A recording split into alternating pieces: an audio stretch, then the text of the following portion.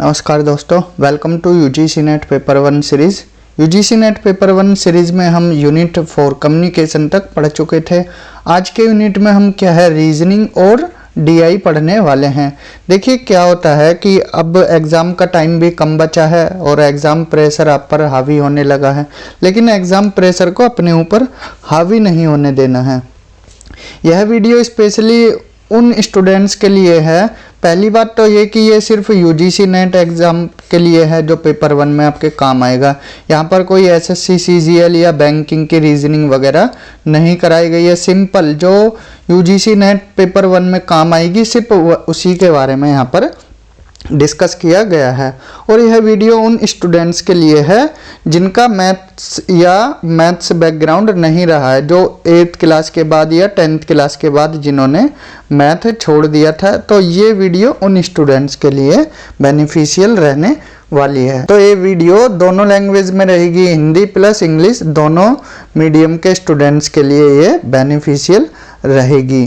तो इसको easy way में पढ़ाया गया है, वीडियो को लास्ट तक जरूर देखें। तो स्टार्ट करते हैं रीजनिंग से।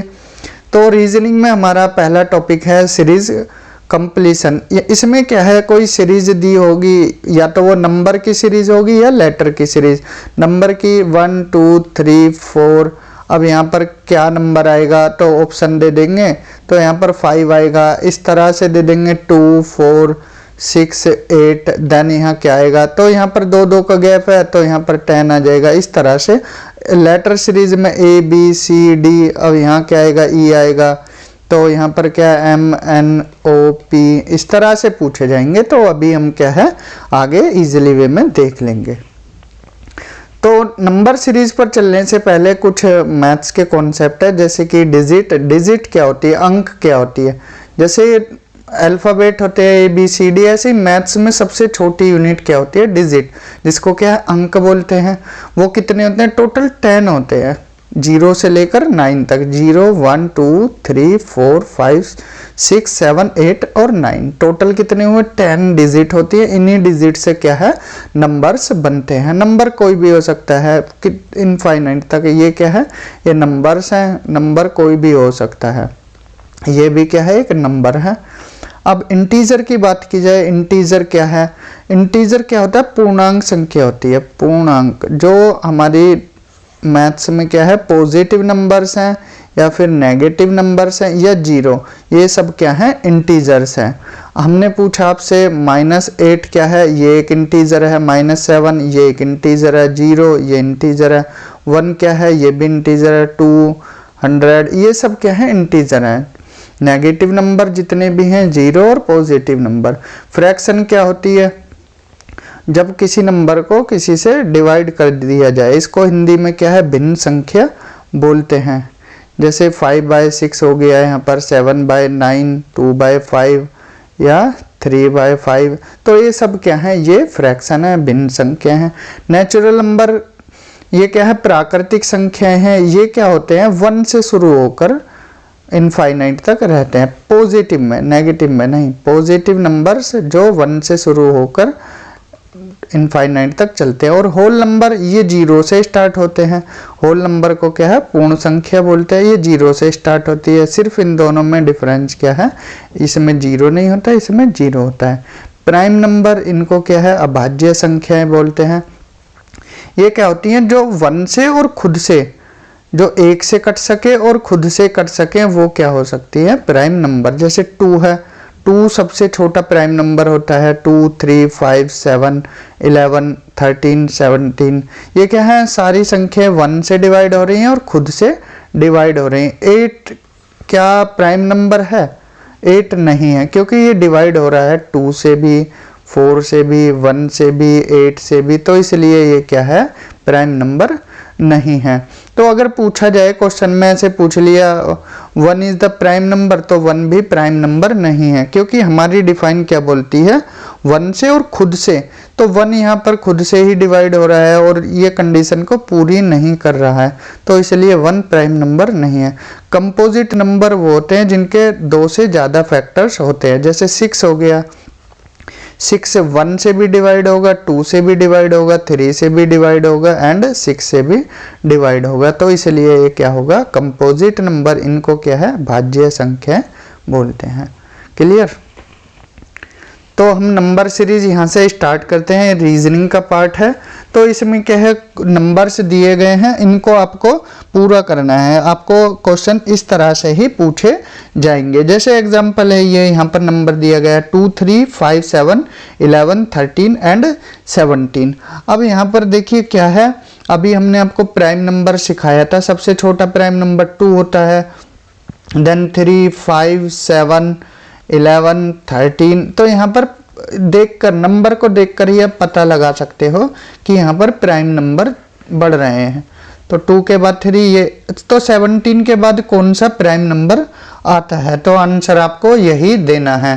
तो 15 तो आएगा नहीं, 17 के बाद 17 प्राइम नंबर आएगा नहीं, 18 प्राइम नंबर होता नहीं है, तो बचा क्या, 19 इसका करेक्ट आंसर हो जाएगा। क्लियर। नेक्स्ट क्वेश्चन देखते हैं। जैसे यहाँ पर दिया गया है 2 5 11 17 23 एंड 31। तो इसको एक बार ध्यान से देखिए और ध्यान से देखकर यह आपको पता करना है कि इसमें आखिर पूछा क्या गया है। 2 के बाद कौन सा प्राइम नंबर आता है, 3 आता है। 5 के बाद कौन सा आता है, 7 आता है। 11 के बाद क्या आता है, 13 आता है। 17 के बाद कौन सा प्राइम नंबर आता है, हमारा 19 आता है। 23 के बाद कौन सा प्राइम नंबर आता है, 29 आता है। अब देन देख लीजिए 31 के बाद कौन सा प्राइम नंबर आता है, वो छोड़कर उससे नेक्स्ट वाला बताना है, क्योंकि यहाँ पर एक एक का तो गैप दिया गया है। 31 के बाद कौन सा प्राइम नंबर आएगा, हमारा 33 तो होता नहीं है, क्योंकि डिवाइड हो जाएगा ये किससे, 3 से 11 से। देन इसके बाद हमारा 37 आएगा यहाँ पर, लेकिन हमें यह नहीं बताना है इससे नेक्स्ट वाला, क्योंकि एक एक बढ़ रहे हैं ना यहाँ पर, तो इसीलिए हमें 37 भी नहीं लेना है।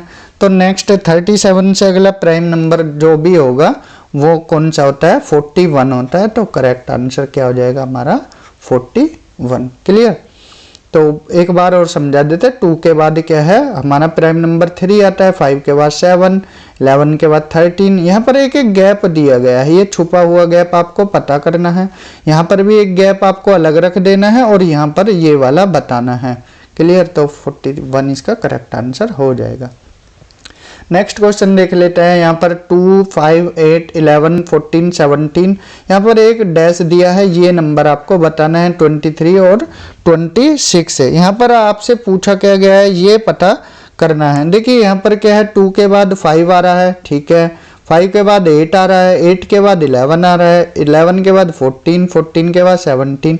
तो देखने से यह पता लग रहा है कि 3 ऐड हो रहा है प्रत्येक नंबर में। तो 3 यहाँ 17 के बाद फिर क्या है, 3 और ऐड होगा, तो क्या हो जाएगा, 20 इज द करेक्ट आंसर। चलते हैं अगले क्वेश्चन की तरफ। यहाँ पर क्या है, 45 38, देन डैश दे दिया है 24 17 10 और 3। तो इसको आप अपने IQ लेवल से ही पता कर सकते हो। यहाँ से देख लीजिए, यहाँ से तो यहाँ पर क्या है, -7 हो रहा है। यहाँ भी हमने क्या है, मान लिया कुछ होगा, यहाँ फिर -7 हो, यहाँ भी -7 हो रहा है, यहाँ भी -7 और यहाँ भी -7 हो रहा है। तो 38 से क्या है, माइनस करना है किसको, 7 को, क्या हो जाएगा 31 इसका करेक्ट आंसर। तो इस तरह से आपसे क्वेश्चन पूछे जाएंगे। कोई SSC लेवल तक के क्वेश्चन नहीं आएंगे कि आपसे बैंकिंग की रीजनिंग पूछ लिया, SSC की रैंक ये रीजनिंग पूछ लिया। यहाँ पर सिंपल नेट एग्जाम के लिए आपकी बस IQ लेवल वो चेक करते हैं। देन नेक्स्ट क्वेश्चन है हमारा 2 6 18 34 54 डैश दे दिया है और 486 और देन 1458। यहाँ पर आप देखिए, यहाँ पर क्या 6 है, देन 18 है, फिर 18 के बाद तो पता लगा सकते हो कि यहाँ पर क्या है, 3 की मल्टीप्लिकेशन हो रही है। तो यहाँ पर क्या है, 2 3 जा 6 और 6 3 जा 18, 18 3 जा 54 और 54 को क्या है, आप 3 से मल्टीप्लाई कीजिए। यहाँ पर 3 × 4 12, यहाँ 2 लिखा, कैरी 1, 15 और 16, यहाँ पर क्या हो जाएगा 162 इसका करेक्ट आंसर हो जाएगा। देन नेक्स्ट क्वेश्चन है 3, 12, 48, ये भी वही है सेम, यहाँ वहाँ 3 की हो रही थी, यहाँ 4 की मल्टीप्लाई हो रही है। तो यहाँ पर ये क्या है आपको बस पता लगाना है, बाकी कोई टफ लेवल नहीं है। 48 में 4 की मल्टीप्लाई देख लीजिए, 8 चौक 32, 3 रखा और 16 3 19, तो 192 ऑप्शन में है, तो ठीक है।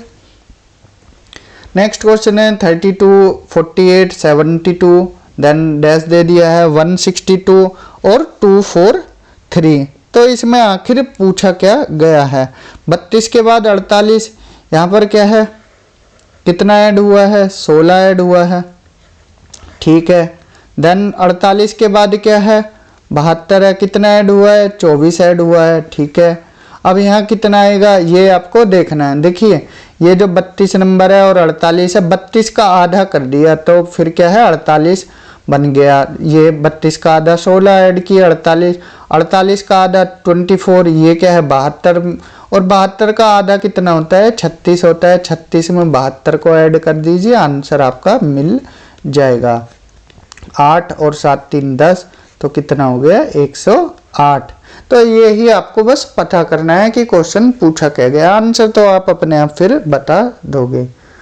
नेक्स्ट क्वेश्चन है 1, 4, 9, 16, 25, 36 डैश डैश और 64। यहाँ पर क्या है एक बताना है क्या आएगा।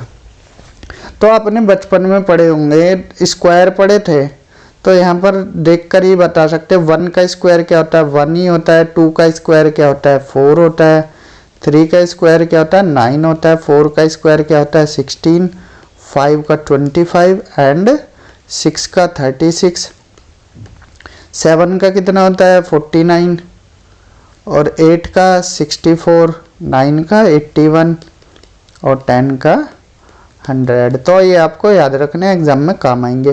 तो यहाँ 36 के बाद नेक्स्ट कौन सा आ रहा है 49, मतलब 7 का स्क्वायर आ रहा है, तो करेक्ट आंसर हो जाएगा ऑप्शन डी।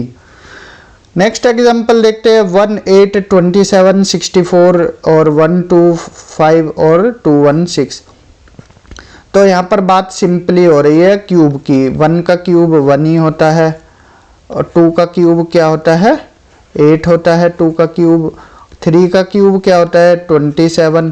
क्यूब क्या होता है कि खुद से यहाँ 3 बार मल्टीप्लाई करना या 2 बार करना। जैसे स्क्वायर में 2 का स्क्वायर क्या होता है 4 होता है, तो 2 की 2 से मल्टीप्लाई, इसमें 1 3 बार होगी, उसमें 2 बार होगी। स्क्वायर में 2 बार होती है, क्यूब में 3 बार होती है। तो 4 का क्यूब क्या हो जाएगा 64, 5 का क्यूब क्या हो जाएगा 125, इसको 3 बार करेंगे 25 × 5।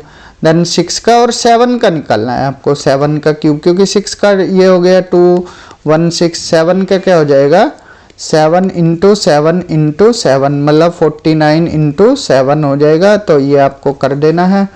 63 का 3 6 और 7 चौक 28 6 34, 4 3 4 3, ये करेक्ट आंसर इसका हो जाएगा। यहाँ पर हमारा क्या है नंबर सीरीज खत्म होता है। देन हम चलते हैं किसकी तरफ, यहाँ पर लेटर सीरीज की तरफ। लेटर सीरीज यहाँ पर इंग्लिश की बात की जाए, इंग्लिश के ही पूछे जाएंगे। इंग्लिश अल्फ़ाबेट में इंग्लिश में कितने अल्फ़ाबेट होते हैं 26। किससे स्टार्ट होता है ए से लेकर कहाँ तक चलते हैं जेड तक। तो इनका आपको नंबर सिस्टम याद रखना है। जैसे ए का कितना होता है 1, बी का क्या होता है 2, सी का 3, तो डैश डैश डैश यहाँ पर आपको सारे याद रखने। जेड का कितना होता है 26। अगर ये आपको पता है तो आप इजीली इन क्वेश्चंस को कर लोगे। और कुछ ऐसे नंबर्स हैं जिनको हम क्या है याद रखने ज़रूरी होते हैं। जैसे इजोटी एक क्या है ट्रिक है, इससे आप याद रख सकते हो। ई का 5 होता है, जे का 10, ओ का कितना 15 और टी का 20 और वाई का 25। यहाँ पर क्या है ए से एम तक कितना होता है 1, इसका 1 होता है, एम का कितना होता है 13। ये हमारी हाफ सीरीज है। देन एन से लेकर जेड तक कितना होता है यहाँ पर 14 है और जेड का कितना है 26 है। तो ये कुछ नंबर आपको याद रखने हैं। कभी कभी ऐसा होता है कि इसको उल्टा भी पूछ लिया जाता है एन से जेड की तरफ, तो 26 है और ये कितना है 14 है। कभी कभी उल्टा पूछ लिया जाता है जेड से ए की तरफ, तो ये इसको 1 मान लिया जाता है, तो ये फिर ए कितना हो जाएगा 26।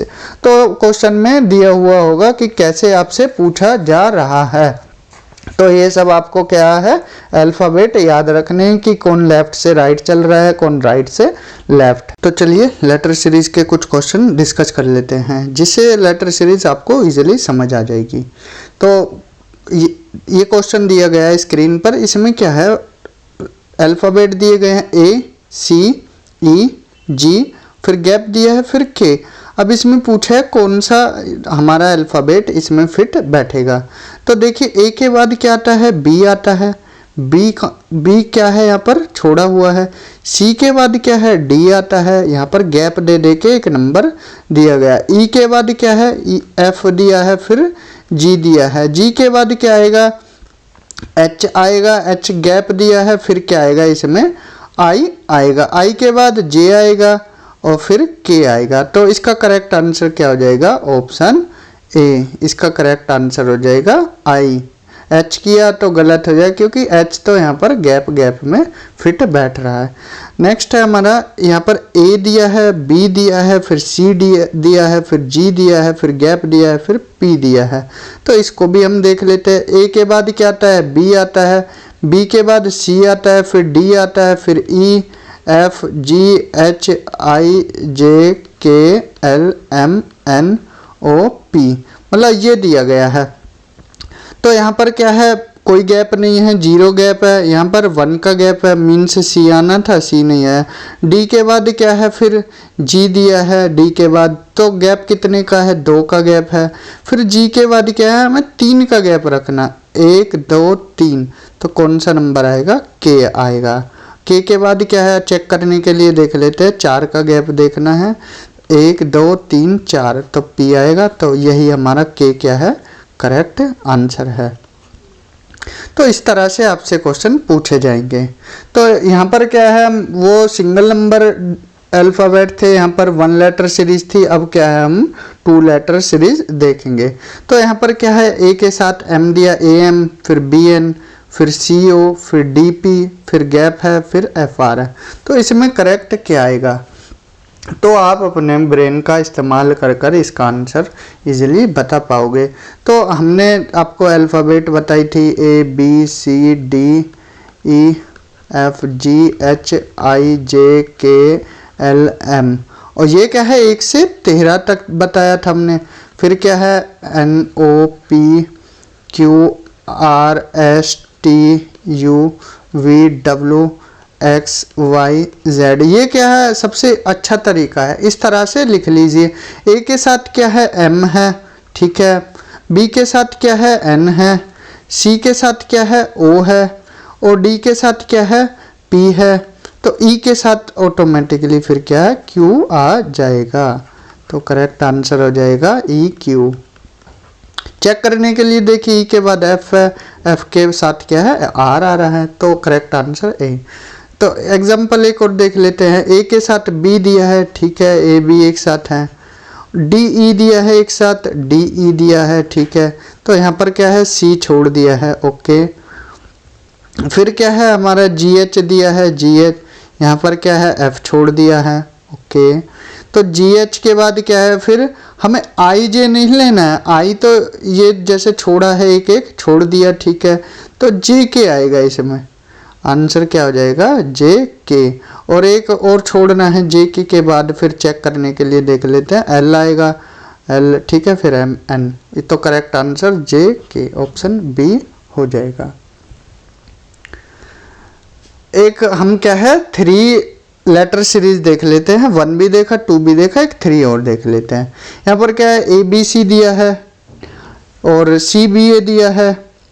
देन इसके बाद क्या है, डी ई एफ दिया है और यहाँ पर गैप दिया है। फिर क्या है, जी एच आई दिया है और यहाँ पर क्या है, आई एच जी दिया है। तो ये देख लेते हैं। देखिए ए बी सी और इससे अगला नंबर क्या है, सी बी ए है, मीन्स सी बी ए, ओके। फिर डी ई एफ है, डी ई एफ है, यहाँ पर गैप है। फिर जी एच आई है और IHG है। तो ये देखकर आपको क्या पता लग रहा है?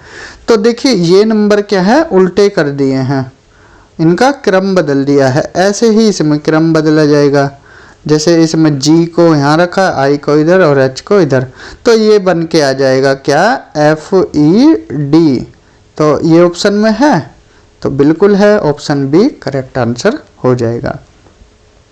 क्लियर? तो यहाँ हमारा क्या है, लेटर सीरीज थी और नंबर सीरीज थी, वो खत्म होती है। अब हम चलते हैं क्या, कोडिंग और डी कोडिंग की तरफ। यहाँ से क्वेश्चन लगने के चांसेस हाई रहते हैं। तो एग्जाम्पल की हेल्प से देख लेते हैं कोडिंग और डी कोडिंग को। तो जैसे कोई नंबर आपको, कोई लेटर या कोई आपको वर्ड दे दिया यहाँ पर, ये इसको कोड में लिखा है, फिर इसका देन कोड पूछ लेंगे एक नंबर और देकर। जैसे यहाँ पर क्या है, अगर बिलोंगिंग्स को क्या है, इस तरह से लिखा BELONGINGS, इसका कोड क्या है हमारा, TABLESTESF। तो इस तरह से ये कोड दिया है, मतलब कोड है इसका। देन पूछा है लाइन का कोड क्या होगा, LINEN। तो सिंपल आप उठाइए, N के साथ कौन आ रहा है, B आ रहा है, ठीक है। तो यहाँ पर क्या है, B लिख दीजिए, ओके। I का कोड क्या दिया है इन्होंने, T दिया है, ओके, तो T लिख दीजिए। देन N का कोड क्या है, ये चेक कर लीजिए, N का कोड क्या दिया है, E दिया है, ओके। E का कोड क्या है, A दिया है, ठीक है, A दिया है। और N का कोड देख लीजिए, N का E है, तो देख लीजिए ये कहीं फिट बैठ रहा है, BTEAE। तो ये क्या है, ऑप्शन ए इसका करेक्ट आंसर हो जाएगा। तो ये कोड का डी कोड करना। एक एग्जांपल और देखते हैं, जैसे पोस्टेड लिखा है, पोस्टेड का कोड क्या है, DETSOP लिख दिया है। देन आपको स्पीड का आपको क्या है, कोड बताना है, तो लिख देते हैं पोस्टेड, POSTED। तो देखकर आपको क्या पता लग रहा है, और यहाँ लिखा है DETSOP, तो कुछ पता लगा आपको? तो ये क्या है, उल्टा कर दिया है, देखिए नंबर बदल दिए हैं, बदल दिए ना। तो ये पता करना है बस आपको। तो ऐसे ही सेम उसमें करना है। क्या पूछा है आपसे, स्पीड पूछा है, तो स्पीड में भी इनकी जगह बदल दीजिए, DEEPS। तो ये है कहीं आंसर में डीप्स, तो ऑप्शन ए इसका करेक्ट आंसर हो जाएगा। जैसे अब ये क्या है, यहाँ पर मिक्स है, जैसे कोई अल्फ़ाबेट है, ये जैसे वर्ड है, और यहाँ पर क्या है, फिर नंबर दे दिए। तो इस तरह से ही कोड आपको बताना है। जैसे ट्रेन का कोड दे दिया, TRAIN, इसका कोड है 2 3 4 5 6। तो रेन का पूछ लिया आपसे, तो सिंपल है, R का 3 है, A का क्या है 4 है, I का 5 है और N का 6 है, 34 56 इसका करेक्ट आंसर हो जाएगा। जैसे एक और देख लेते हैं, पेस को कोड में इस तरह से लिखा है PACE, तो इसको क्या है 16 1 3 और 5। तो रेज पूछ लिया आपसे, तो अब आप कंफ्यूज हो जाओगे कि ऐसा कैसे पूछ लिए, क्या लॉजिक लगेगा।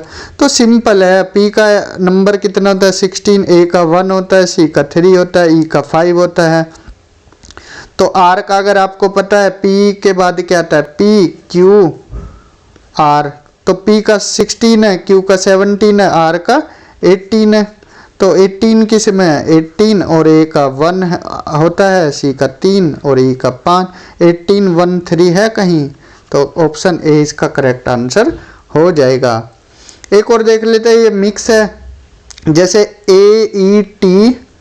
A3T15R ये दिया है, और इसका कोड दिया है एक्टर, ठीक है। देन ऐसे ही एक और दिया है D1T5, तो ये लिख दिया है डेट, DETE।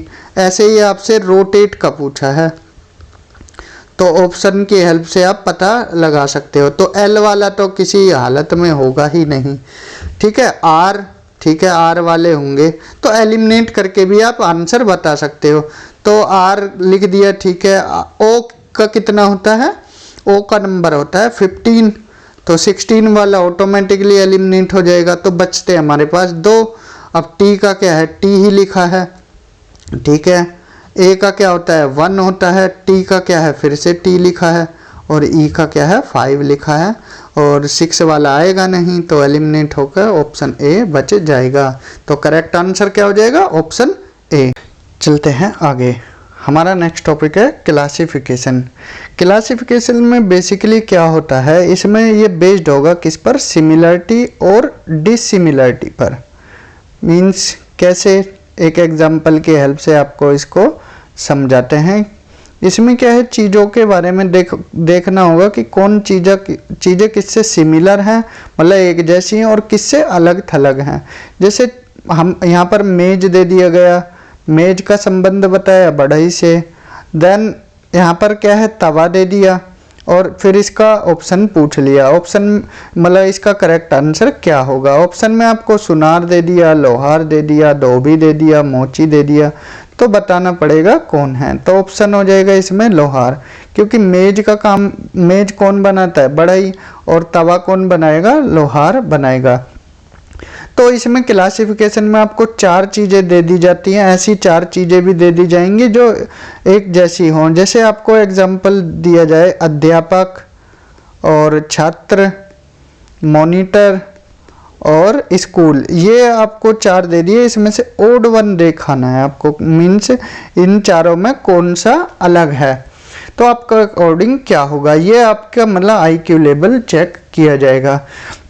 तो देखा जाए, अध्यापक, छात्र, मॉनिटर, ये क्या है, एक पद है, मतलब पर्सन है ये भी, ठीक है। लेकिन स्कूल जो है एक इंस्टीट्यूशन है, तो ये इन तीनों से अलग हो जाएगा। तो करेक्ट आंसर इसमें स्कूल हो जाएगा। कुछ और एग्जांपल देख लेते हैं। जैसे choose the word that is least like the other words in a group. जैसे यहाँ पर 4 वर्ड दिए गए हैं, कैलेंडर, डेट, डे और मंथ। ये 4 चीज़ें दी गई हैं, इसमें से हमें अलग वाला निकलना है बिल्कुल। तो डेट, डे और मंथ, ये किसका पार्ट है, ये सब किसका पार्ट है, कैलेंडर का पार्ट है। तो इनमें क्या है, कैलेंडर ही अलग हो जाएगा। करेक्ट आंसर हो जाएगा ऑप्शन ए। तो सेम ऐसे ही एक और क्वेश्चन देखते हैं। जैसे पिकॉक दिया है, मोर, वल्चर, गिद्ध, स्पैरो, ये एक चिड़िया होती है, गोरैया, और डक, बत्तख। तो आपको ये 4 ऑप्शन दिए हैं, तो बताइए इनमें से ओड वन कौन सा है। मोर उड़ता है, ठीक है, गिद्ध उड़ता है, गोरैया उड़ती है, बत्तख उड़ती है क्या, लेकिन बत्तख पानी में भी रहती है। तो ये ज़्यादा, ये उड़ नहीं पाती है, पानी में रहती है, और थोड़ा ही उड़ पाती है, पानी के लेवल तक ही, थोड़ा और ऊपर। तो इसमें ओड वन क्या हो जाएगा, बत्तख हो जाएगा। तो यहाँ पर क्या है, एक और देख लेते हैं। जैसे नंबर पेयर दिया गया है, यहाँ पर क्या है, 15 और 46, ठीक है, 12, 37, 9, 28 और 8, 33। तो इसमें आपसे ओड वन पूछा है कि ओड वन क्या है। तो देखा जाए 15 है, 15 का 46 है, तो 15 इंटू 3 कितना होता है, 45 प्लस 1, तो क्या हो गया, 46 हो गया। ओके। देन 12 दिया है, 12 इंटू 3 प्लस 1, तो कितना होता है, 36 और 1 37, ठीक है। 9 इंटू 3 प्लस 1 होती है 27, 1 28, ठीक है। तो 8 इंटू 3 प्लस 1, तो 24, 1 25। तो यहाँ अगर 25 होता तो सही होता, लेकिन यहाँ 33 है, तो यही क्या हो जाएगा, ओड वन हो जाएगा। ओड वन निकालना होता है। यहाँ पर क्या है, कुछ हमें ओड लेटर ग्रुप दिए गए हैं, वो बताने हैं। जैसे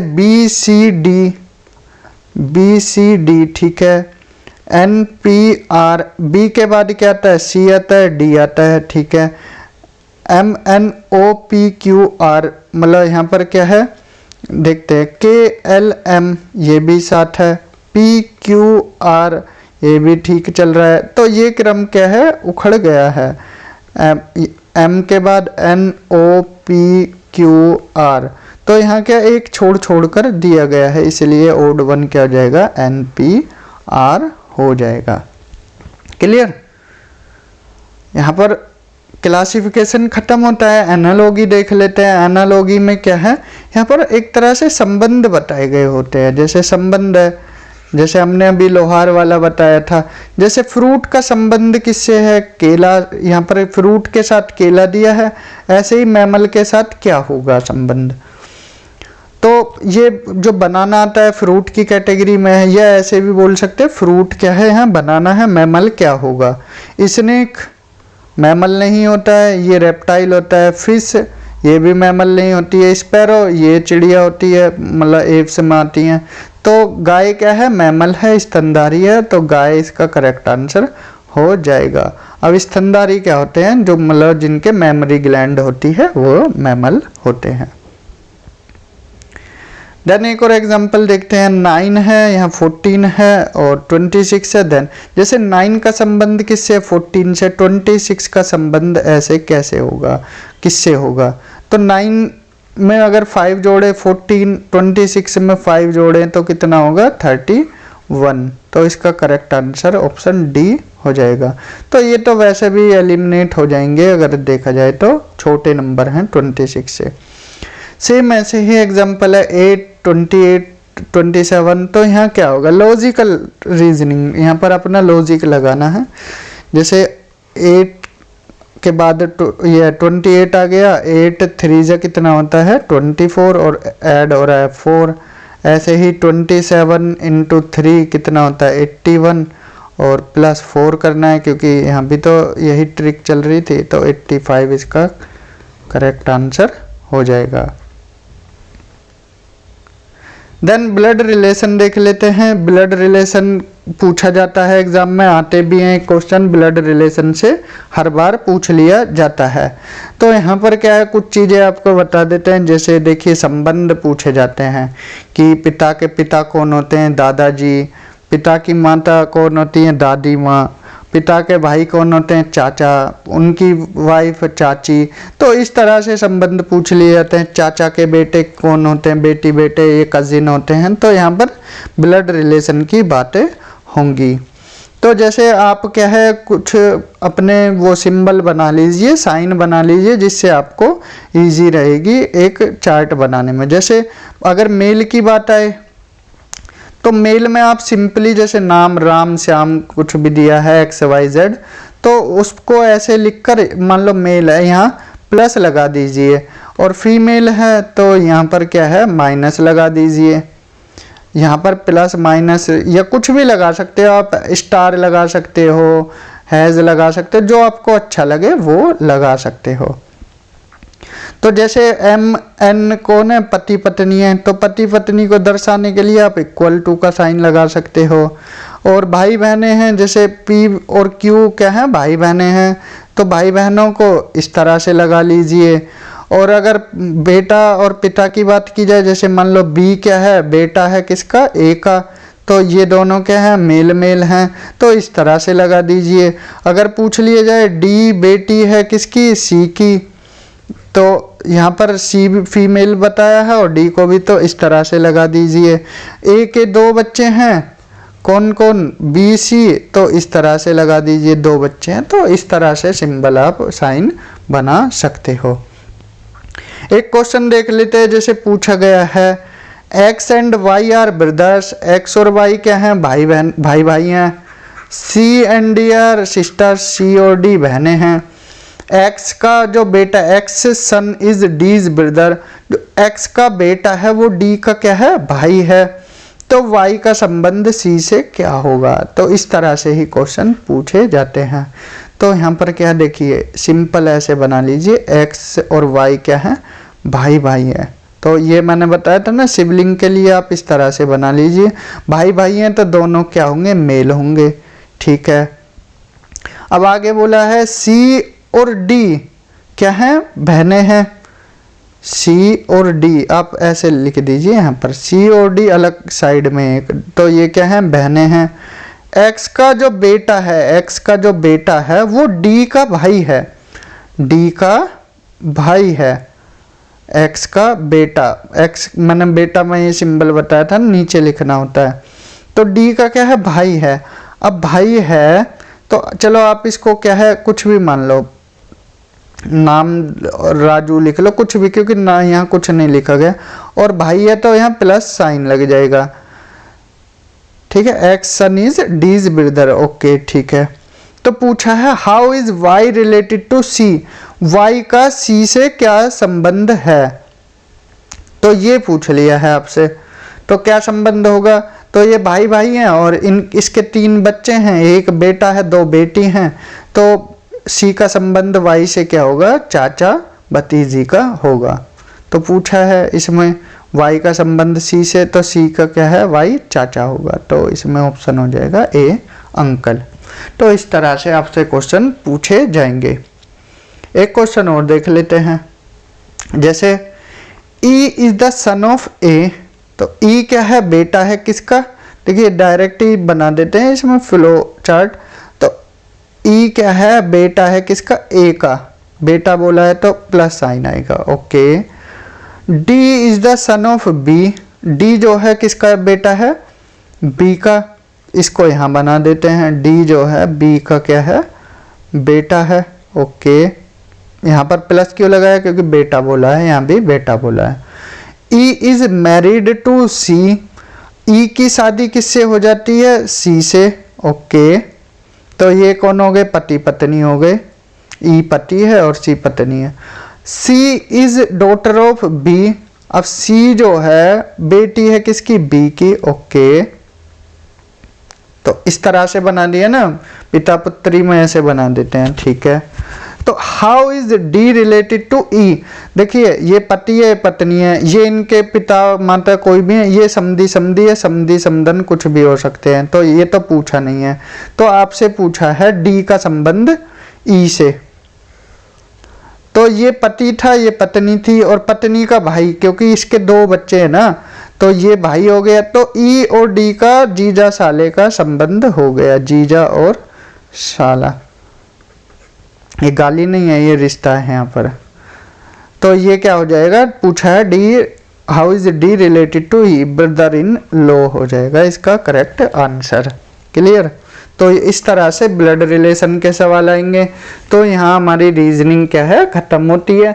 तो ये 5-6 टॉपिक जो हैं इम्पोर्टेंट है, इन्हीं से क्या है क्वेश्चन आते हैं।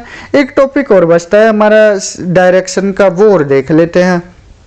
डायरेक्शन मतलब दिशाएं, जैसे दिशाएं से आपसे सवाल पूछा जाएगा कि आपको क्वेश्चन में क्या है बोल दिया जाएगा कि कोई राम श्याम इधर इतना चला और फिर इधर इसकी पीठ है, इधर चेहरा है। जैसे आपको पता होगी 4 दिशाएं होती हैं हमारी, नॉर्थ, साउथ और वेस्ट और ईस्ट। ये क्या है तरीका है इनको लिखने का पेपर पर। लेकिन अगर वैसे देखते हैं कि सूर्य की ओर मुंह करके खड़े हो गए आप, फेस अगर सन की तरफ है, मान लो ये कोई इंसान है तो इसका चेहरा क्या है सूर्य की तरफ है, तो इधर क्या हो जाएगा ईस्ट और इसके पीछे क्या हो जाएगा वेस्ट। अब चेहरा इधर है तो लेफ्ट की तरफ क्या हो जाएगा नॉर्थ और राइट साइड क्या हो जाएगा साउथ। जैसे बचपन में सिखाया था, सुबह सूर्य की ओर मुंह करके खड़े हो गए तो आपके सामने क्या है पूरब, पीठ पीछे पश्चिम और आपके बाएं हाथ की ओर उत्तर तथा दाएं हाथ की ओर दक्षिण होगा। तो इस ट्रिक को, इसको आप फॉलो कर लीजिए। तो जिधर सन, अब ये सन है, अब मान लो ईस्ट साइड है तो इसकी परछाई वेस्ट में बनेगी ऑटोमेटिकली, ठीक है। अगर सन है यहाँ और ये वेस्ट की तरफ मुंह करके खड़ा हो रहा है वेस्ट की तरफ, तो इस ये यहाँ पर क्या है वेस्ट की तरफ मुंह है तो इसकी परछाई क्या होगी, मान लो ये उल्टा हो गया, मान लो सन इधर है, ठीक है वेस्ट साइड में, और इसकी परछाई फिर किधर बनेगी ईस्ट में बनेगी, ठीक है। अगर सर के बिल्कुल ऊपर है तो परछाई ही नहीं बनेगी, यहीं पर ही रह जाएगी थोड़ी सी। तो इस तरह से आपसे सवाल पूछे जाएंगे। जैसे एक एग्जांपल देख लेते हैं, Anil walked 30 meter towards west. Anil है कोई लड़का, अनिल। अब अनिल क्या है 30 मीटर वेस्ट की तरफ गया, हमने डायरेक्शन बताई थी नॉर्थ, साउथ, वेस्ट और ईस्ट। तो अनिल भाई साहब क्या हैं 30 मीटर किधर गए हैं, वेस्ट की तरफ गए हैं। ओके, ये वेस्ट है, हम इसको ही फॉलो कर रहे हैं, ठीक है। टुक अ लेफ्ट टर्न, अब इधर तो इनका चेहरा है तो लेफ्ट की तरफ लेंगे तो इधर तो राइट होगा और इधर लेफ्ट होगा। तो अनिल भाई साहब ने लेफ्ट टर्न ले लिया है। ओके, लेफ्ट टर्न ले लिया और कितना चले हैं लेफ्ट टर्न लेके, 20 मीटर चल दिया अनिल भाई साहब, ठीक है। And again took a left turn, अब देखिए चेहरा इधर की तरफ है, इधर की तरफ है चेहरा। अब यहाँ से क्या लेफ्ट टर्न लिया है फिर से, तो इधर इनका लेफ्ट होगा अनिल भाई साहब का।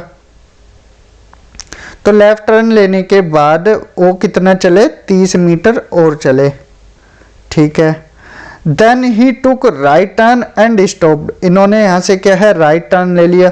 अब चेहरा इधर है इनका, तो इनका क्या होगा, जो राइट है वो किधर होगा, राइट होगा इनका सीधे हाथ की तरफ, इधर होगा। तो ये इतना इधर चले।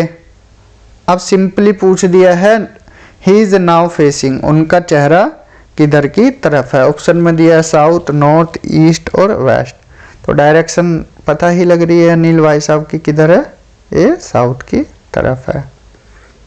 तो करेक्ट आंसर ऑप्शन ए हो जाएगा। क्लियर। तो कुछ और डायरेक्शन जैसे हमने आपको नॉर्थ बताया था, साउथ बताया था, ईस्ट, वेस्ट। नॉर्थ वेस्ट कौन सी हो जाएगी, ये हो जाएगी। नॉर्थ ईस्ट ये हो जाएगी, साउथ ईस्ट ये, और जो साउथ वेस्ट ये वाली हो जाएगी। तो इस तरह से आपको डायरेक्शन याद रखनी है। तो यहाँ तक हमने क्या है रीजनिंग कवर कर लिया है, यहाँ हमने रीजनिंग खत्म किया। अब चलते हैं हम डीआई की तरफ, डाटा इंटरप्रिटेशन की तरफ, कि डीआई होता क्या है। तो डीआई में बेसिकली हम क्या पढ़ने वाले हैं, डीआई में हम पाई चार्ट पढ़ेंगे और टेबुलर फॉर्म पढ़ेंगे और बार ग्राफ, ये तीनों चीजें पढ़ेंगे, पाई चार्ट, टेबुलर फॉर्म और बार ग्राफ। तो स्टार्ट करते हैं हम पाई चार्ट से। देखिए जो डाटा इंटरप्रिटेशन है, 5 क्वेश्चन यहाँ से सिंपल, बिल्कुल सिंपल पूछे जाते हैं। 5 से आपको 5 नंबर डायरेक्ट मिल सकते हैं अगर आपने अपने कॉमन सेंस का यूज किया। यहाँ पर कोई मैथ वगैरह नहीं पूछा जाता कि हाँ कुछ मैथ पूछ लिया, हार्ड मैथ पूछ लिया। सिंपल डीआई पूछेंगे जो कि सिंपल होगा एकदम, आपको कराएंगे तो आपको ईजिली आ जाएगा। तो पाई चार्ट से स्टार्ट करते हैं। ये क्या है, एक पाई है। आपने पिज़्ज़ा खाया है या रोटी देखी है, कोई भी गोल चीज़ ले लीजिए। पिज़्ज़ा खाया होगा तो उसके 4 स्लाइस बनाते हैं। अब ये 4 स्लाइस बना दिए, 4 दोस्त बैठे हैं, अब चारों को बराबर मिलना चाहिए, बिल्कुल। तो 4 दोस्तों को स्लाइस दे दिया एक एक। और क्या है पूछा, यहाँ पर ये राजू को ए को दे दिया, ये बी को दे दिया, ये सी को दे दिया और ये डी को दे दिया। क्लियर। अगर आपसे पूछा जाए को एक पिज़्ज़ा का एंगल कितना होता है, अब मान लो ये कोई एक सर्कल है, यहाँ से एक लड़का दौड़ा और इसने एक चक्कर पूरा लगा दिया। अब इससे पूछा आपने कितना एंगल कवर किया, तो एक सर्कल का जो टोटल एंगल होता है वो 360 होता है। चाहे पिज़्ज़ा हो यहाँ से लेकर ये पूरा, तो ये पिज़्ज़ा हो तो यहाँ के जब टिकेगा तो ये एंगल बनाए कितना 360 का। ऐसे ही सर्कल में कहीं भी कोई भी गोल चीज हो, बैंगल हो, चूड़ी हो, इसका भी एंगल कितना होगा 360। रोटी का भी कितना होगा 360। तो जितनी भी सर्कल की चीजें हैं उनका कितना एंगल होगा, टोटल एंगल 360 होगा, ठीक है। घड़ी है उसका भी 360 होगा।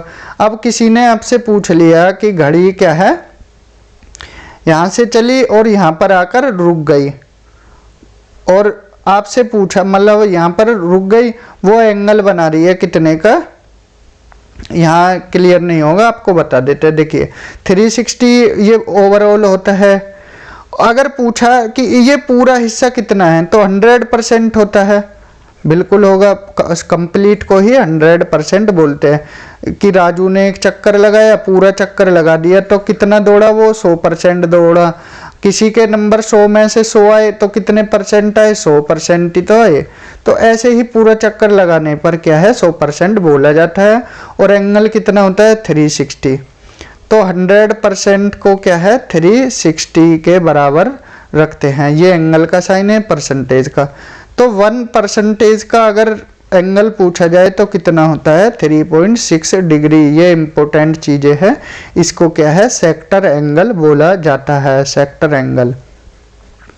अब ऐसे ही 10 का पूछ लिया, 10% का कितना सेंट्रल एंगल होगा, तो 3.6 को मल्टीप्लाई 10 से कर दो, कितना हो जाएगा 36 हो जाएगा। क्लियर। तो आपको एक पाई चार्ट का क्वेश्चन करा देते हैं। जैसे एक और यहाँ पर बता देते हैं, जैसे ये घड़ी है आपकी, ये घड़ी है, यहाँ पर क्या है 12 बजे होते हैं, यहाँ पर क्या है 1 2 3 4 5 और 6 7 8 9 10 11, इस तरह से पूछ लिया आपसे।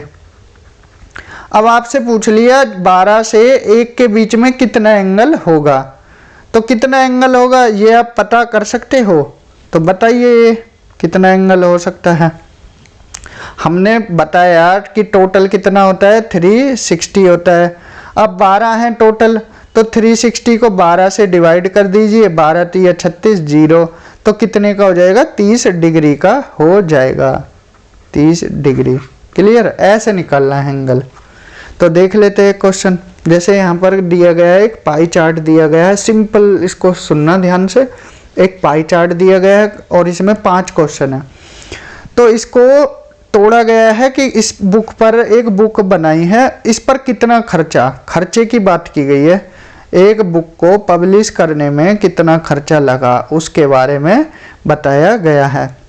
जैसे रॉयल्टी पर 15%, रॉयल्टी पर जो प्रमोशन करते हैं उस पर 10% लगा, प्रिंट करने में पुस्तक को 20% लगा, पेपर का जो कॉस्ट थी 25%, और जो उसको ट्रांसपोर्ट करने का खर्चा लगा 10% और बाइंड करने का 20%। तो इस तरह से आपको दिया गया है। अब इसी से संबंधित आपसे क्वेश्चन पूछे हैं। जैसे पहला क्वेश्चन पूछा है, if the publisher has to pay 61,200, मतलब 61,200 रुपये उसने पे किए, किसके लिए प्रिंटिंग कॉस्ट के लिए, मतलब जो प्रिंटिंग कॉस्ट थी ये वाली, उसके लिए कितने रुपए दिए इसने 61,200 रुपये। For production of a certain quality of books, then what will be the amount of royalty to be paid for this books. तो अगर प्रिंटिंग कॉस्ट के उसने 61,200 रुपये दिए तो रॉयल्टी के कितने देगा, ये क्वेश्चन आपसे पूछा गया है। तो आप इसको कोई लंबे तरीके से मत करना, बिल्कुल सिंपल तरीका बताया जाएगा। जैसे यहाँ पर बात की जा रही है प्रिंटिंग कॉस्ट की, तो प्रिंटिंग कॉस्ट का जो हमें यहाँ शेयर दिया है वो कितना दिया है 20%। ओके, कितने रुपए लगे क्वेश्चन में दिया गया है 61,200 रुपये। ठीक है, अब पूछा गया है रॉयल्टी का, अब ये तो हमें पता नहीं है, यही तो निकलना है। इसका सिंपल तरीका होता है, देखिए ये काट दीजिए, जो एक साथ के नंबर होते हैं ये कट रहा है 5 से, ये 4 बार जा रहा है, ये 3 बार जा रहा है। अब इससे क्या है सीजर मल्टीप्लाई कर दीजिए, कैंची वाली गुणा बोलते हैं इसको। 3 की मल्टीप्लाई करना है किससे 61,200 से। ठीक है, अब ये नंबर मान लो यहाँ निकालना है, इसको x मान लो, x निकालना है, तो x की मल्टीप्लाई किससे होगी 4 से। सिंपल ये दिया गया है, x की वैल्यू निकालनी है 61,200 इंटू 3।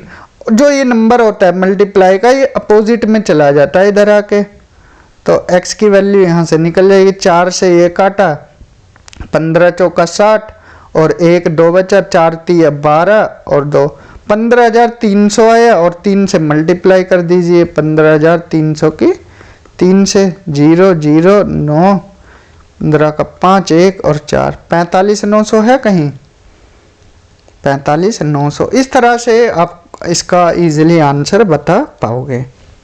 समझ आया। एक और देख लेते हैं। देखिए इसमें भी पूछा है if the cost of the book is 150, 150 है, अगर कॉस्ट है इसकी कितनी बुक की टोटल कॉस्ट 150। ठीक है, then what is the combined पूछा है printing and binding cost for a single copy of the book. पूरी बुक की कॉस्ट कितनी, पूरी बुक को मानो 100%, क्योंकि सारा कॉस्ट लग रहा है, तो कितना लग रहा है 150 रुपये, ठीक है। और प्रिंटिंग और बाइंडिंग पर कितना लग रहा है, इसका रुपये बताने हैं। प्रिंटिंग पर कितना है 20%, ठीक है जी। और बाइंडिंग पर कितना है, बाइंडिंग का ढूंढो इसमें 20%, तो 20 कितना है 40% हो जाएगा, तो 40% का ही निकालना है। अगर 100 बराबर 150 है, 40 बराबर कितना होगा, काट दो, 2 दूनी 4 और 5 दूनी 10, तो यहाँ में क्या x निकालना होता है, तो मल्टीप्लाई कर दो फिर से, ये 5x हो जाएगा इधर, और 150 और 2 300 हो जाएगा, तो x कितना निकल के आएगा 60 निकल के आएगा। तो करेक्ट आंसर क्या हो जाएगा 60। कंबाइंड जो रेट है, इसका कॉस्ट है किसकी, प्रिंटिंग और बाइंडिंग की, वो 60 रुपये है। क्लियर।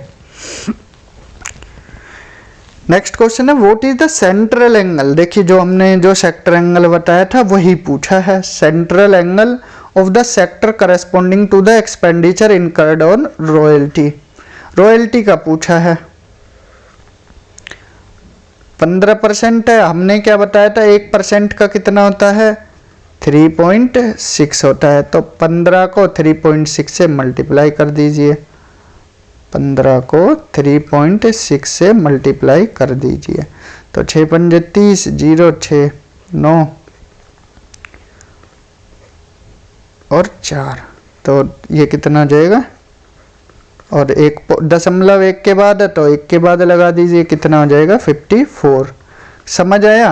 ऐसे ही यहाँ पर चलो एक और पूछ लेते हैं, बाइंडिंग का पूछ लिया आपसे, तो बाइंडिंग का सेक्टर एंगल कितना होगा 20 है, 20 की 3.6 से मल्टीप्लाई कर दीजिए, आ जाएगा,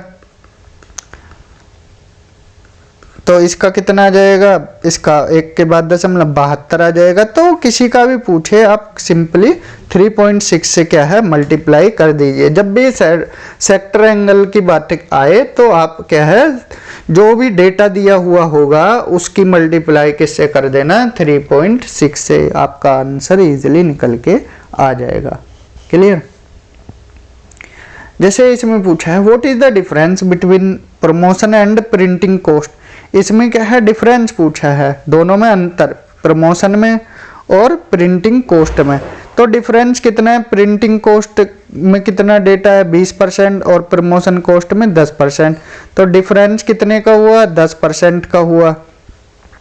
if we assume that total cost is 200, अगर टोटल कॉस्ट कितनी है 200, टोटल का मतलब ही 100% होता है, कितनी है 200 है, तो इनका बीच का डिफरेंस कितना होगा 10% किसके बराबर होगा। देखिए 100% अगर 200 के बराबर है तो 10% सिंपली हो जाएगा किसके बराबर 20 के। कैसे, तो 100% 200 है, मतलब यहाँ पर 1 की वैल्यू 2 दी गई है तो 10 का क्या हो जाएगा 20 हो जाएगा, सिंपल। ये इसका लास्ट क्वेश्चन है if 1000 copies are published and the transportation cost on them amounts to be 15,000। अगर 1000 कॉपी क्या है छापी गई हैं, पब्लिश की गई हैं, और transport cost and the transport cost, और ट्रांसपोर्ट कॉस्ट कितनी लगी है 15,000 रुपये। ठीक है, तो देख लेते हैं 1000 कॉपीज हैं, उनकी ट्रांसपोर्टेशन कॉस्ट कितनी लगी है 15,000 रुपये। तो एक कॉपी की कितनी लगेगी, 1000 की 15,000 लगी है, तो एक की कितनी लगेंगी 15 रुपये लगेगी ट्रांसपोर्टेशन कॉस्ट। और then what should be the selling price per book so that the publisher can earn a profit of 20%। तो कितने रेट में बेचे है उस बुक को कि पब्लिशर को 20% का क्या है प्रॉफिट निकल के आ जाए।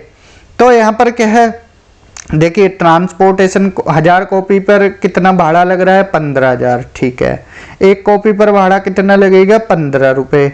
ठीक है, ट्रांसपोर्टेशन कॉस्ट का यहाँ कितना जो शेयर है 10% है, तो 10% की वैल्यू क्या हो जाएगी 15 के बराबर। समझ आया।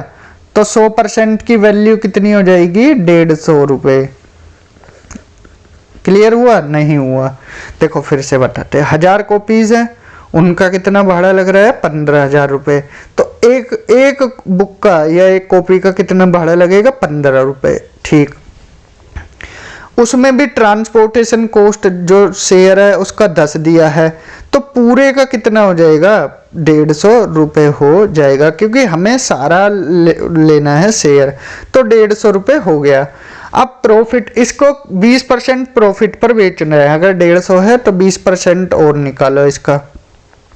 150 का 20% कितना होता है 20% ऑफ 150, तो 20% है तो 100 इंटू 150, तो यहाँ क्या है 50 दूनी 2 3, ये कितना हो जाएगा 20 3 60 और 2 30 निकल के आ जाएगा। प्रॉफिट कितना 30 रुपये का, और जो एक्चुअल प्राइस था वो 150 था, और दोनों को मिला दिया तो कितना हो जाएगा 180 हो जाएगा। अगर वो इस बुक को 180 रुपये में बेचे तो उसको क्या 30 रुपये का प्रॉफिट हो जाएगा, यानी कि 20% का प्रॉफिट। तो इस तरह से क्वेश्चन आएंगे किसके, पाई चार्ट के। समझ आया? अगर अभी भी कोई डाउट हो तो आप क्या है इस नंबर पर क्या है कॉल कर लीजिए, आपके क्या है डाउट का समाधान हो जाएगा, या इस नंबर पर आप व्हाट्सएप भी कर सकते हैं। तो यहाँ हम पाई चार्ट खत्म होता है। अब टेबुलर फॉर्म देख लेते हैं कि टेबुलर फॉर्म में कैसे क्वेश्चन पूछे जाते हैं। जैसे क्या है यहाँ पर कुछ कंपनीज के नाम दे दिए हैं, कंपनी ABCDEFG, और डेटा दे दिया है 2020 में इस कंपनी ने 22 प्रोडक्ट बनाए, और B ने 28 बनाए, इस 26 बनाए, D ने 23 बनाए। इस तरह से आपको डेटा दे दिया।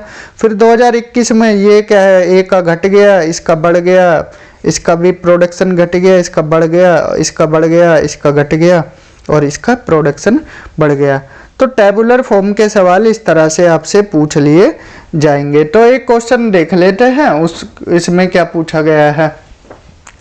जैसे एक क्वेश्चन है, इस ये टेबल शो करता है प्लेयर्स को, एक एकेडमी है उसमें जो प्लेयर्स हैं उनके बारे में बताया गया है। तो वो कौन कौन सा खेल खेलते हैं, क्रिकेट, फुटबॉल, हॉकी और टेनिस। 5 साल का इनमें डेटा दिया गया है। 4 तरह खेल खेलते, क्रिकेट, फुटबॉल, हॉकी, टेनिस, और कितना 5 साल के लिए। तो यहाँ पर ईयर दे दिए हैं 18, 19, 20, 21, 22। 5 खेल है, क्रिकेट, फुटबॉल, हॉकी, टेनिस। कितने लोग खेलते हैं 2018 में, कितने ये 48 लोग क्रिकेट खेलते हैं, 105 फुटबॉल, हॉकी 148 और 32 टेनिस खेलते हैं। 2019 में 56 ये खेलते हैं क्रिकेट, 123 फुटबॉल और 136 क्या है हॉकी, और 30 क्या है खेलते हैं टेनिस। तो इस तरह से क्या है डेटा दे दिया है। तो इससे ही क्वेश्चन पूछे गए हैं। जैसे पहला क्वेश्चन है, what is the percentage increase in number of players from 2018 to 22। तो इसमें प्लेयर का जो परसेंटेज है वो पूछा गया है कि कितना बड़ा है। किसी एक खेल का भी दिया हुआ होगा, यहाँ पर खेल दिया है नहीं लिखा। What is the percentage increase in number of players, किसके प्लेयर्स, ओवरऑल प्लेयर्स नहीं पूछा, यहाँ पर किसी एक खेल का प्लेयर लिख दीजिए।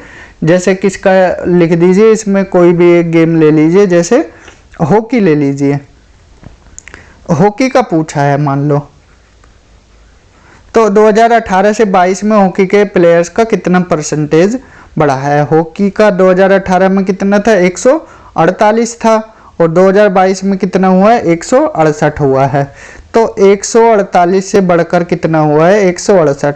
तो कितना परसेंटेज इंक्रीज हुआ है ये आपको निकालना है। जब भी परसेंटेज इंक्रीज की बात आए तो पहला ये जो जिससे कंपेयर करते हैं इसको बेस नंबर बोलते हैं, बेस नंबर, और ये क्या है न्यू नंबर है। तो क्या होता है न्यू नंबर से बेस नंबर को माइनस कीजिए और बेस नंबर हमेशा नीचे आएगा। तो कितना, और परसेंटेज इंक्रीज की बात पूछिए तो 100 लगा देना है, सिंपल। तो कितना निकल के है ये 20, 168 से 148 को माइनस किया तो कितना है 20 अपॉन में 148 और इंटू 100। तो 2000 को 148 से क्या है डिवाइड कर दीजिए तो कितना निकल के आएगा, ये आपका आंसर निकल के आ जाएगा। जो भी आए देख लेना मल्टीप्लाई करके। नेक्स्ट इसी का पार्ट है, what is the simple annual growth rate. यहाँ पर एनुअल मतलब वार्षिक ग्रोथ रेट की बात की गई है of the number of players of tennis. Tennis के 2018 से 22 में, ये टेनिस है 2018 में कितने थे 32 और 22 में कितने हैं 48 है। तो यहाँ एनुअल की बात की गई है प्रति एक साल। तो पहले क्या है हमने बताया था, ये बेस नंबर बोलते हैं इसको और ये न्यू नंबर है, तो वही कर दीजिए जो पिछले क्वेश्चन में किया था 32 और परसेंटेज में पूछा है तो परसेंटेज के लिए ये फॉर्मूला लग जाएगा। 48 से 32 गया 16, 32 इंटू 100, यहाँ 16 दूनी 32 और 2 से ये 50, तो कितना आ गया 50%। तो यहाँ से यहाँ तक कितना बढ़ा है 50% का इंक्रीमेंट हुआ है। लेकिन इन्होंने पूछा है एनुअली, अगर ओवरऑल पूछते तो 50%, एनुअली पूछेंगे तो 50 को भी 4 से डिवाइड कर दीजिए तो आ जाएगा 12.5%। 4 से क्यों, क्योंकि देखो 18 से 19 एक साल हुआ, 19 से 20 2, 20 से 21 3 और 21 से 22 4, तो इस तरह से निकल के आ जाएगा। अगर ओवरऑल पूछे 50, एनुअली पूछे तो 12.5। इसी का एक और क्वेश्चन है, what is the ratio of average number of players playing cricket per year, okay, and average number of players playing football per year. तो क्रिकेट के पूछा है और फुटबॉल का पूछा है। क्रिकेट के आप ऐड कीजिए, क्योंकि एवरेज निकालने के लिए क्या है ऐड करके डिवाइड कर देते हैं, 48 56 64 78 92, ऐड कीजिए इनको, 48 56 64 78 और 92, और डिवाइड कितने से करना है 5 से करना है, क्योंकि 5 ही तो 1 2 3 4 5, हाँ ठीक है। ये तो हो गए क्रिकेट के। एक तरफ लिख लीजिए किसके, आप फुटबॉल के, क्योंकि फुटबॉल का पूछा है, ठीक है।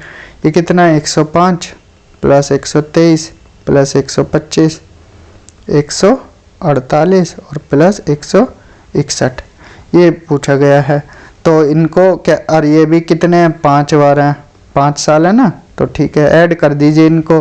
2 और 8 10, 4 14 और 6 20 और 28 का 8, 2 4 और 2 6, 6 5 11, 6 17 24 और 9 33, तो ये कितना है 338/5 आया, ओके। अब ये ऐड कर दीजिए, ये कितना था 161 था, 1 8 9 और 5 14 17 और 5 22 का 2 और 2 गया है, हाँ 2 कैरी, 6 और 2 8 8 4 12 12 2 14 2 16 16 और 0 16 का 6 1 1 2 3 4 5 6, तो ये 662/5 आया और वो कितना था 338/5 आया।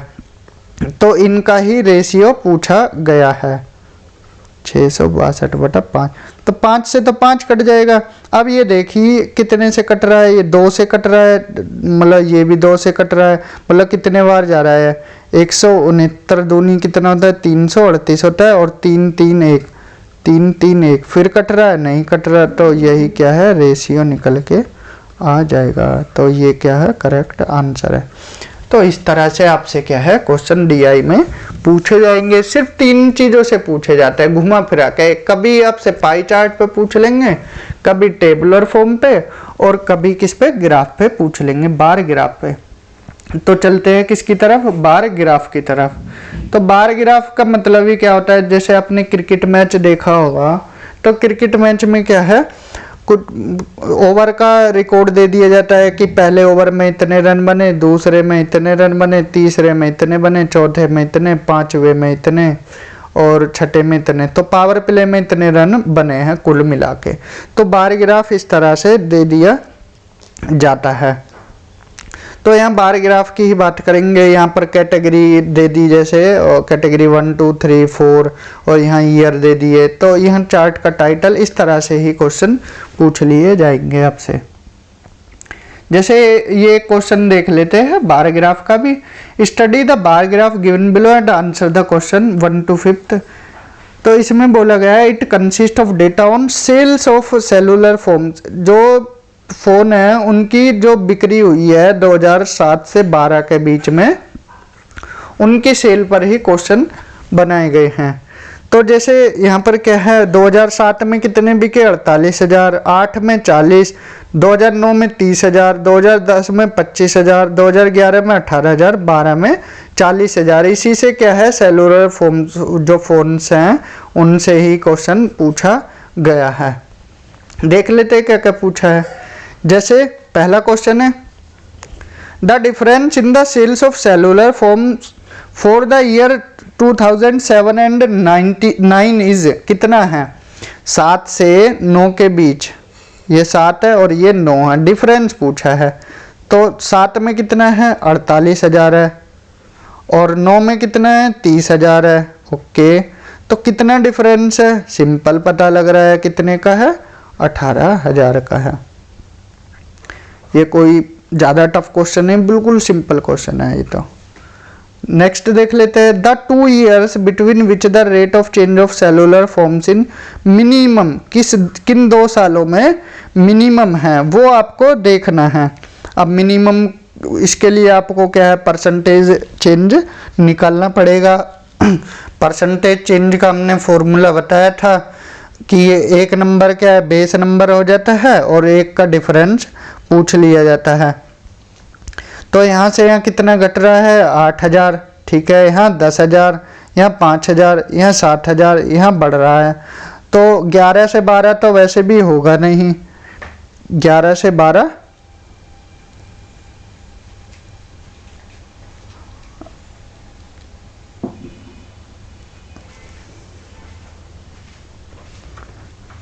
तो 11 से 12 तो होना नहीं है, क्योंकि यहाँ पर किसकी पूछी है, मिनिमम की पूछी है।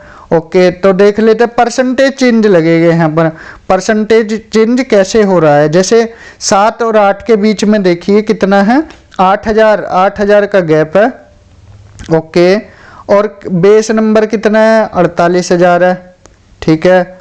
और परसेंटेज चेंज में ये निकाल देना, 3 से 3 कट है, और कुछ कट रहा है, ये 4 और ये 24, ये 2, ये कितना, 12 दूनी 24, ये 12, तो 100/12 कितना निकल के आएगा, ये निकल के आ जाएगा हमारा 12 × 72, 8 पॉइंट समथिंग आएगा। काटने में गलती तो नहीं हुई, 3 0 से 3 0, 8 4 24, ठीक है, 4 यहाँ 2 12, अच्छा ये 6 आया ना, हाँ 100/6, तो ये आएगा 16.66%। तो ऐसे ही 8 9 और 10 का 11 का तो आपको कंपेयर करके देख लेना है। 7 8 का हमने दिखा दिया, 8 9 का आप अपने आप से कीजिए। कैसे, देखिए कितना गैप है, 40 और 30, 10,000 का गैप है, और बेस नंबर कितना है, 40,000 है। मल्टीप्लाई कर दीजिए 100 से, 3 0 से 3 0 गई, और 100 से 4 से 100 25, तो यहाँ 25% का आया। तो इस तरह से ही फिर 9 और 10 का देख लीजिए, 5,000 है, 5/30 और इंटू 100, तो ये क्या है, 1 2 0 कटी, 6 60, और ये कितना है, ये कितना आ जाएगा, काटने में गलती हुई है क्या, 6 0, ठीक है। कितना गैप है, 40 और 30, इन दोनों में पूछा है, 5,000 का है, तो यहाँ पर क्या है, 5,000 है। 3 0 से 3 0 गई, और 6, ठीक है, तो 100/6 आया, तो ये भी बराबर आ गया 100/6, 16.66। तो कैलकुलेशन आपको वहाँ पर अपनी क्या है, अच्छी रखनी है। अब 10 और 11 के बीच देखिए 25,000 है, ये 18,000 है, तो कितना है, 60,000। ओके, 25,000 और इंटू 100, तो 3 0 से 3 0 कटी हैं, 7/25 इंटू 100, 25 से 100 गया, 4 7 चौक 28%, ठीक है। देन ये देख लीजिए, यहाँ तो बढ़ रहा है, ये तो वैसे ही नहीं आएगा।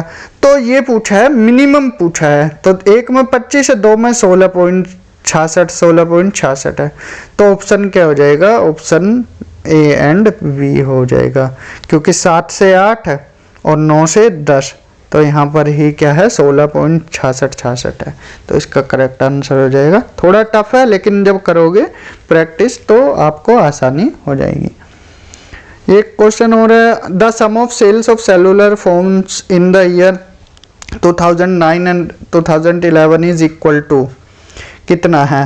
अगर 9 में देखा जाए तो कितना है? 30,000 है। ओके, 11 में कितना है? 18,000 है। ठीक है जी। तो पूछा क्या है इन्होंने? इनका सम पूछा है। The sum of sales of cellular phones in the year 2009 and 11 is equal to डेट इन। अच्छा, किस साल के बराबर है? तो 30 और इसको मिलाया तो 48,000 हो गया। तो किसके बराबर है? 2007 के बराबर है। बस लैंग्वेज पकड़नी है आपको क्वेश्चन की। जहां लैंग्वेज पकड़ ली तो पूरा क्वेश्चन आपका हाथों में है। नेक्स्ट है the percentage increase in the sales from 2011 to 12 was. कितना परसेंटेज है 11 से 12? तो परसेंटेज चेंज का हमने बताया था। तो यहाँ कितना बढ़ रहा है? 18 से कितना हो रहा है? 40,000 हो रहा है। 40,000 और 18,000 में कितना डिफरेंस है? 22,000 का। ओके, ठीक है। और टोटल कितना है? टोटल अगर इनको जोड़ा जाए the percentage increase in sales from 11 से 12 पूछा है, 18 से 40 हुआ तो ठीक है 22,000 हुआ। और कितना परसेंटेज चेंज होगा? 115, 128, 122 या 118 होगा। तो इसमें क्या है? सिंपली फॉर्मूला लग जाएगा। टोटल पहले आप टोटल निकाल लीजिए। 48, 40 ये 70 हो गया और 70, 40 इनको जोड़ोगे 48, 40, 30, 25, 18, 40 तो कितना निकल के आ जाएगा? 8, 5, 13, 13 और 8, 21।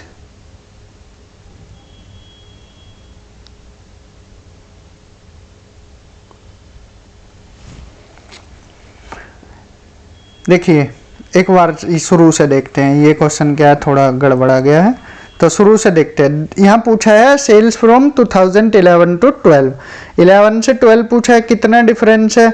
22,000 का। ओके, यहाँ लिख देते हैं साफ में 22,000 का है। ओके, बेस नंबर क्या है? 18,000 है। ठीक है जी। और कितना परसेंटेज बढ़ा है वो बताना है। 3 जीरो से तो 3 जीरो गई। ओके, ये 2 से गया 11, ये 9 बार गया। ओके, तो ये 1100 को 9 से डिवाइड कर देना है तो कर दीजिए। 9 एकम 9 यहाँ पर कर दीजिए।